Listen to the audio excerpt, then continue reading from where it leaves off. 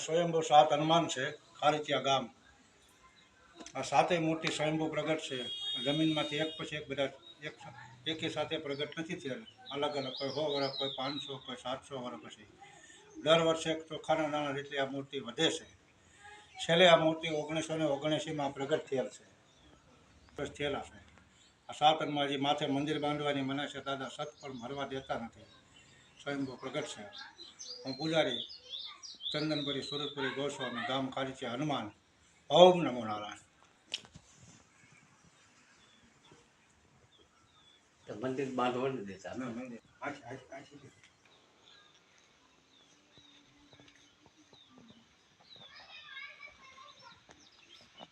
હનુમાન બધાથી મોટા.